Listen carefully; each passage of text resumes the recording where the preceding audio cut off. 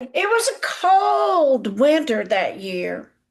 Summer had been okay. I was a single mom with two kids working for tips in tobacco country. I made $1.98 plus tips working as a cocktail waitress. It was said I had pretty legs. I wore a tuxedo top that was nipped at the waist, and short shorts in summer, and long dressy pants with that satin stripe in the winter. Business in Kinston, North Carolina was cyclical. That means it came in cycles. Summers were full of customers at the Holiday Inn where I worked, with crowds all over and money to spend. They came to buy tobacco for Liggett and Myers and R.J. Reynolds, and some even came from across the sea. I knew how to manage my money. Yes, I did. I would make it on those tips. I would stretch them out over the winter. And usually I could make it to when everything calmed down in the winter. It wasn't so cold with fewer customers and everything would be fine. That had gone on for a few years. With this particular cold winter, the place was empty.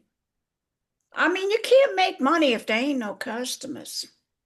It got down into the 20s for several days. I lived in a trailer with my two kids. Finally, the heating oil ran out. Now, I called for delivery of oil and learned that they wanted full payment since back then I had no credit. Back then, credit was for the husband, it was not for the wife. Women depended on their husbands, and mine was all the way in Louisiana. I had taken my kids and departed from him. So I rang him on the phone. He was a third year law student.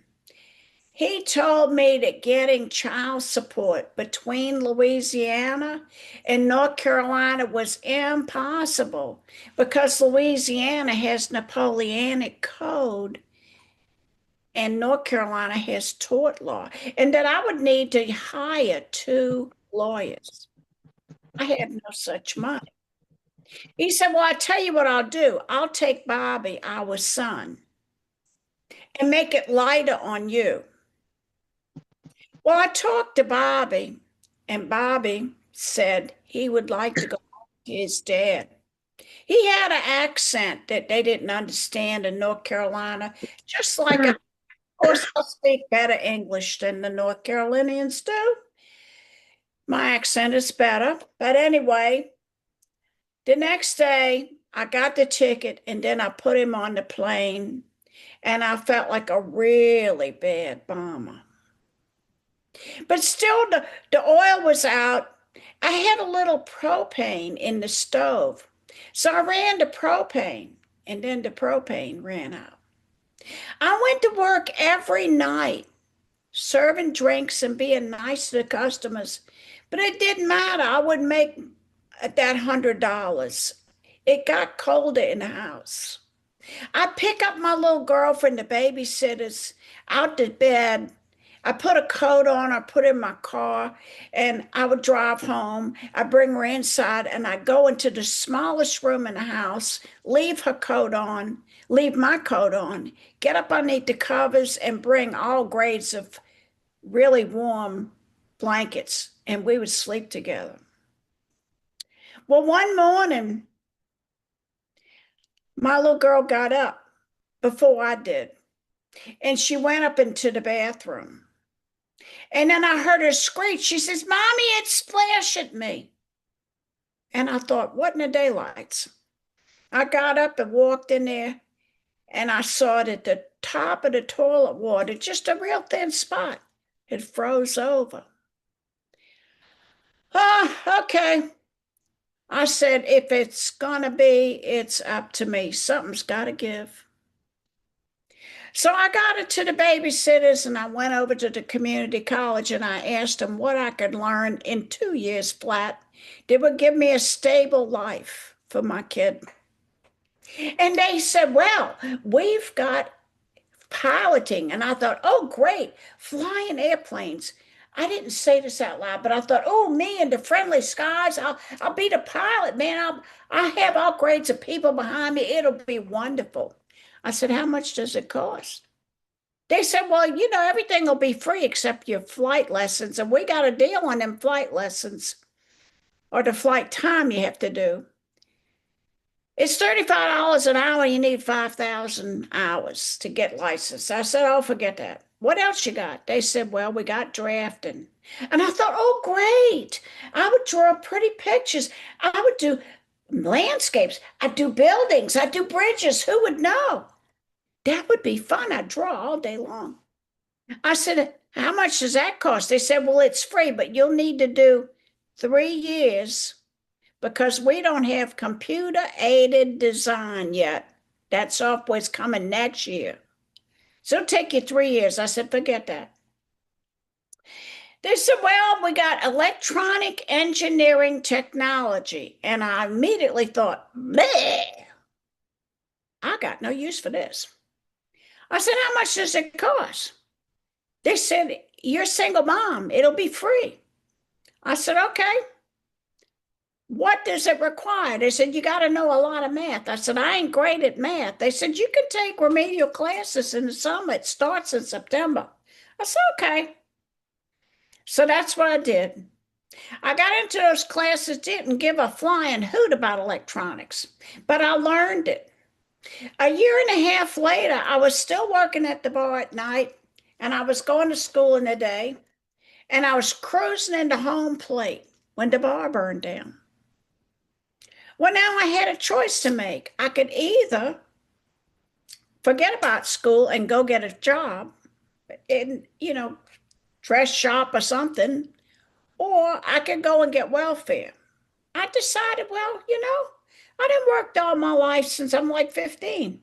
I went to the welfare department and I told them my problem, and they said they could give me welfare. And I said, fine, I'll need it until I graduate in May, and then I won't need it anymore. And they looked at me with this knowing smile of like, yeah, sure, that's what they all say. Well, 5 months later, I was interviewing, and I had talked to Xerox and they wanted to hire me, but that was in Rocky Mount. I talked to Kodak, which was in Buffalo, and I really didn't want that. But then here came CP&L, Carolina Power and Light, and I wanted that bad. I thought the airplanes will stop flying and there'll be strikes with the post office, but I'll be doggone if they ain't going to have the power on the lines. So I perked right up and did my very best job of interviewing. And they said I was a great candidate, but nobody ever quit the power company. So there was no jobs. Okay. Well, I went home and I envisioned every night I would go to bed and I would say, thank you, Lord, for my job at Carolina Power and Light or something better. And I would envision myself driving my little tiny blue Mustang past a sign that said CP&L. Well, that day came when the phone rang and I was down to my last $100 in the bank. See, I had saved and I was supplementing my income with the money I had in the bank.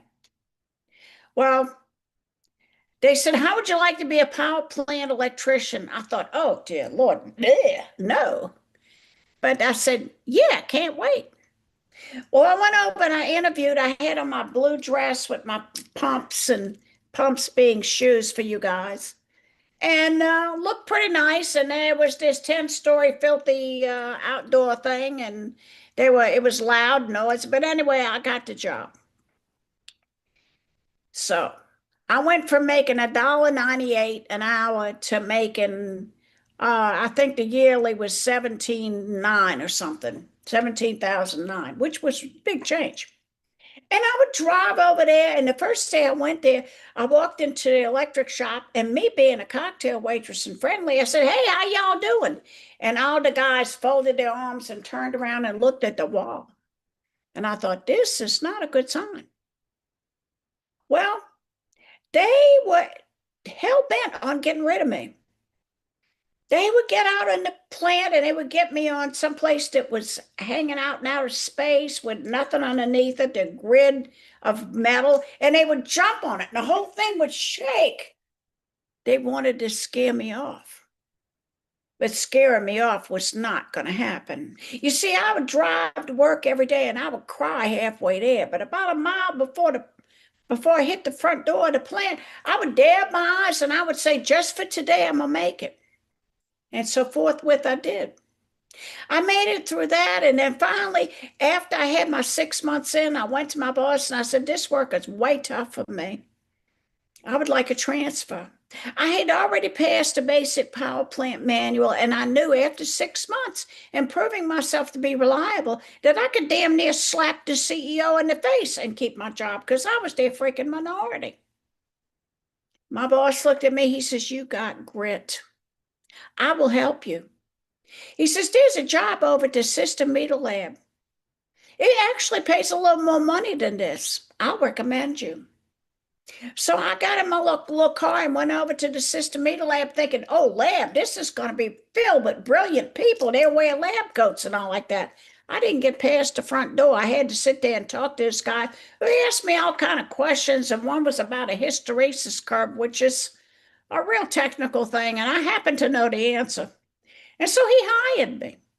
I got there on a Monday and come to find out I was the only woman again. Well, now, those guys were a bunch of farm guys. They were playing around in the shop all the time. I walked in the stock room and there was somebody mooning somebody else. And I said, hey, man, whatever y'all want to do works for me. And I hung in there and I learned all kinds of stuff. It wasn't easy, but, after a while they calmed down and realized they had a lady in there. I had 2 toilets and 12 lockers. I could sit on this toilet and then I could sit on that toilet. I was the only lady and I enjoyed myself. But I really was a square peg in a round hole because I'm a talker. Well, end of story. I wound up doing 5 jobs as the first female, and each time it got a little easier. And I tell you, all those times that I rode to the power plant thinking, I'm going to make it this day because my little girl and I, we ain't never sleeping in a coat again. Well, I'll tell you what, my little girl has a master's degree from UNC. She's about to become maybe deputy director of her department. She can shop any freaking where she wants. And the day is not coming when she ever has to sleep in a coat again. Thank you.